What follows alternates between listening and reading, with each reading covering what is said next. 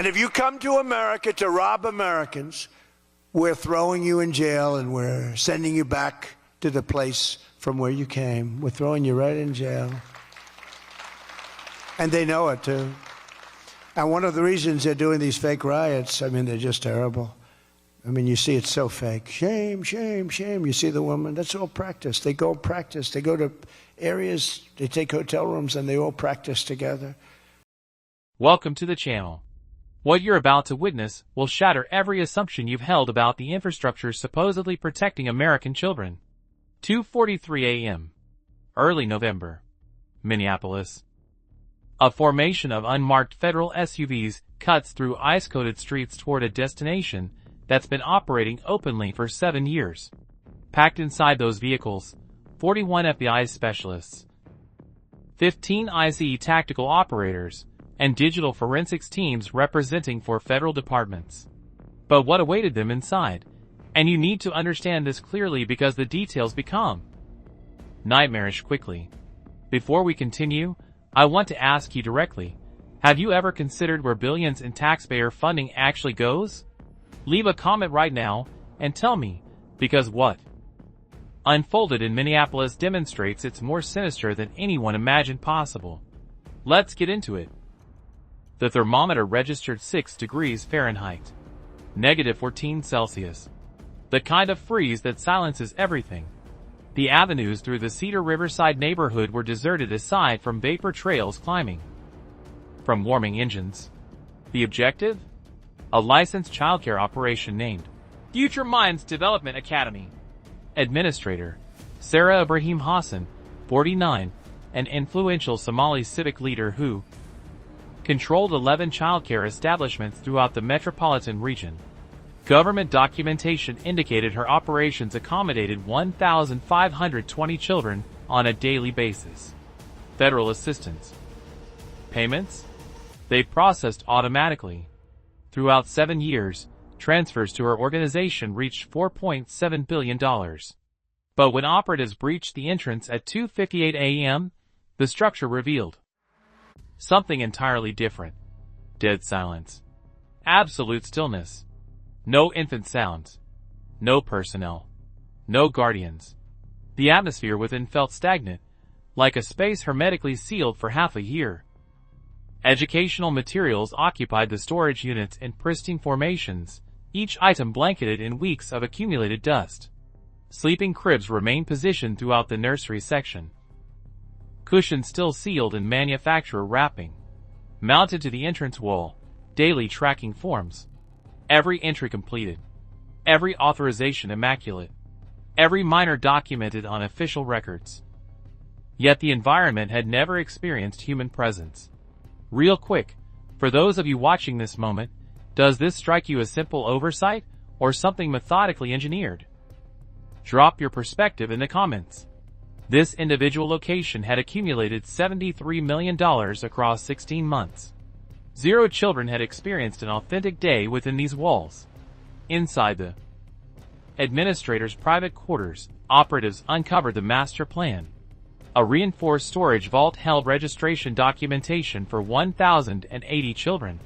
The senior investigator processed the initial dozen identities through national verification systems. Completely manufactured. Hijacked Social Security credentials. Counterfeit vital records produced on industrial printing infrastructure. An entire phantom generation, manifesting exclusively within governmental payment databases. Then they located the vault.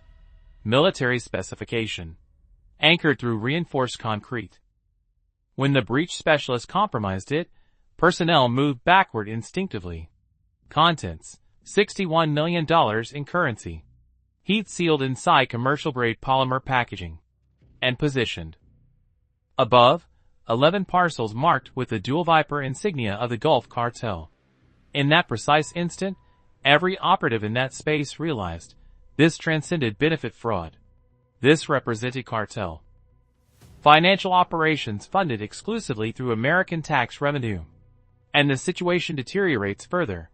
If you believe stealing resources meant for vulnerable children warrants maximum prosecution, smash that like button immediately and drop justice in the comments. Your interaction amplifies this message to broader audiences. By 8:15 a.m., financial analysts had penetrated the encrypted digital infrastructure confiscated from Hassan's property. What surfaced defied fundamental logic. The capital wasn't being allocated toward nutrition, operational costs, or personnel compensation. It flowed through architecture so refined it appeared authentic to automated regulatory systems. Here's the operational framework. Capital entered via 74 phantom corporations. Each entity existed purely in documentation. Zero workforce, zero physical locations, zero taxation records. Designations like Twin Cities Hauling Services, Northland Freight Coordinators, Metro Transport Alliance. Recognize the consistency? Transportation Enterprises. Commercial hauling operations. This introduces the Somali truck empire. Investigators identified that Hassan's organization had acquired 103 commercial 18-wheelers throughout 5 years. These vehicles weren't utilized for educational supply distribution. They functioned as mobile financial cleansing mechanisms. Every vehicle registered beneath separate corporate structures. Every corporation received advisory service payments from the childcare organization, transfers matching federal subsidy deposits within 36 hours. The fleet operated continuously. Minneapolis to El Paso, Texas. El Paso to San Diego, California. San Diego returning to Minneapolis. Transportation patterns define commercial rationale, unless you comprehended their actual cargo. Let me pose this to you. How does a childcare administrator finance 103 semi-trucks? Share your analysis below. I genuinely want to understand your perspective right now. By 10:45 a.m., operatives had mapped the command hierarchy. Hassan operated within a larger structure. The organization encompassed her brother, Abdirahman Omar Jama, former state commercial vehicle compliance officer, 26 certified commercial drivers, all Somali community members, all maintaining unblemished driving histories, 9 state assistance coordinators who validated every submission without physical verification, plus 1 executive administrator within the Minnesota Human Services Department who expedited 510 childcare authorizations across 42 months. The administrator's identity remained sealed in federal documentation, but financial evidence showed $4.6 million channeled to international banking institutions under his authorization. This exceeded corruption. This constituted infrastructure development. The Somali truck empire had transformed Minnesota's assistance framework into an intercontinental capital conduit, and Gulf cartel operations controlled the receiving end. From autumn 2017 through November, the organization processed $11.4 billion through this mechanism. Under 3% funded authentic childcare operations. The remainder? Transferred internationally in amounts precisely beneath federal disclosure requirements. Horn of Africa, Emirates, Ghost financial institutions in Guadalajara, Mexico. Investigators discovered electronic transfer documentation showing $562 million relocated within a single 7-day period, without activating one compliance notification. How does that occur? Because the infrastructure prioritized velocity over validation. I need to stop here and ask, do you suspect this operates in your jurisdiction? Currently? Genuinely? Leave a comment. Let's discuss this reality. By 11:22 p.m., federal attorneys sanctioned a synchronized enforcement action. This had evolved beyond auditing. This became neutralization. At precisely 12:30 a.m., over 380 operatives deployed throughout Minneapolis, St. Paul, and surrounding municipalities. All 11 childcare locations were penetrated concurrently. 15 logistics distribution centers, 22 residential compounds, and the Truck Empire Command Center, a 47,000 square foot facility outside Prior Lake. At 12:41 a.m., breach teams compromised the facility's perimeter barrier. What they encountered inside redefined the complete investigation. The complex wasn't warehousing educational materials. It operated as cartel operational headquarters. 103 semi-trucks organized in systematic configurations. But these vehicles had undergone modification. Concealed storage welded within fuel containment systems. Fabricated flooring throughout cargo sections. Specialized electromagnetic shielding defeating. Scanning technology. Inside one vehicle exclusively, operatives recovered 410 kilograms of methamphetamine vacuum preserved within childcare supply containers marked learning materials fragile. Contents. Within another, 2,200 kilograms of cocaine concealed beneath industrial pallets of sanitation supplies. Inside a third, $18 million currency compression wrapped within carved-out juvenile furnishings. The comprehensive seizure from the compound.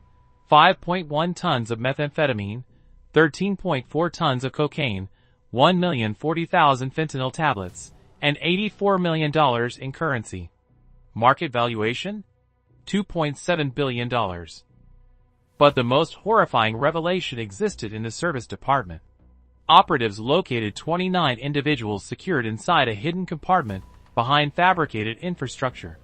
Severely undernourished, physically depleted, psychologically traumatized. 12 were American nationals documented missing between 8 and 17 months previously. The remaining individuals, trafficking victims from Somalia, Kenya, and Guatemala, had been coerced into involuntary servitude. Their assignment? Vehicle modification, narcotic preparation, currency transportation. Their biometric identifiers had been chemically obliterated to eliminate verification capabilities. This transcended criminal enterprise. This represented contemporary enslavement masked as Somali commercial operations, and it received funding from resources stolen from American miners. If this generates outrage within you, I require immediate action. Drop, expose, in the comments and distribute this content. The platform algorithm must recognize public concern regarding this matter. As sunrise emerged across Minneapolis, federal coordination sessions commenced within a fortified Justice Department location. The verified financial deficit, $11.4 billion. But the humanitarian damage? Beyond calculation. Investigators projected that approximately 107,000 economically disadvantaged children throughout Minnesota forfeited access to legitimate childcare because resources were extracted into this criminal apparatus. Authentic childcare operators, legitimate businesses, terminated operations. They couldn't sustain competition against establishments maintaining zero labor costs, zero nutritional expenses, zero operational overhead. Throughout North Minneapolis, authorized childcare availability declined by 37% across 3 years. Working mothers forfeited employment because childcare evaporated. Grandparents assuming guardianship roles were relegated to waiting registries extending 22 months. The infrastructure didn't collapse because it malfunctioned. It collapsed because it operated too efficiently. Velocity displaced validation. Automation displaced examination. Compassion transformed into vulnerability. From 2017 through November, Minnesota's Human Services Department validated 13,200 childcare submissions. Only 280 underwent physical site verification. Rationale? Political demands to accelerate fund distribution. Apprehension regarding discrimination allegations. Administrative exhaustion. Warning indicators saturated the system. Replicated physical addresses throughout separate establishments, identical enrollment documentation submitted by unrelated administrators' operations. Reporting 100% daily attendance continuously for 21 consecutive months, one facility claimed accommodating 314 infants, with 3 staff members 0. Investigations triggered mandatory escalation. The Somali truck empire didn't compromise the infrastructure. It didn't purchase every administrator. It simply comprehended the mechanism superior to those operating it. Consistency was interpreted as authenticity. Scale was interpreted as achievement. And while administrative personnel processed documentation, children experienced hunger and cartels constructed permanent infrastructure. Let me ask something, and I genuinely need your input on this. Do you maintain confidence in your state's assistance infrastructure? Have you observed inconsistencies that concern you? Comment below. Let's construct a community demanding accountability. The enforcement actions didn't merely terminate one organization. They revealed an operational template. Federal intelligence warned that comparable operations potentially function across at least 13 additional states, utilizing identical structures. Identical phantom corporations, identical transportation networks. If merely 6% of national childcare appropriations were compromised at this magnitude, annual deficits would surpass $54 billion. That's not theoretical speculation.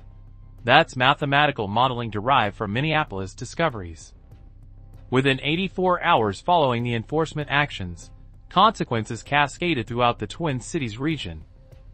Approximately 26,000 households received immediate termination documentation. Emergency childcare arrangements vanished instantaneously. Regional workforce offices documented a 23% surge in emergency absence petitions, predominantly single-parent households and working grandparents. Community nutrition centers experienced unprecedented demand levels.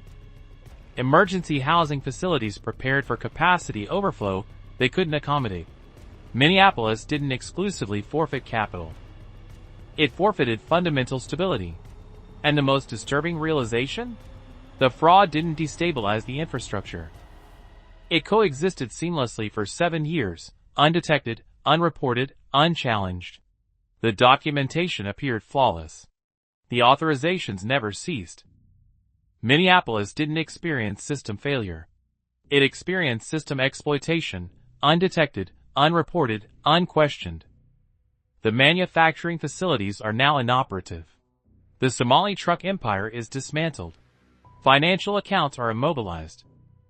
71 individuals confront federal prosecution. But here's the question that prevents my rest. How many additional vacant structures are accumulating millions currently?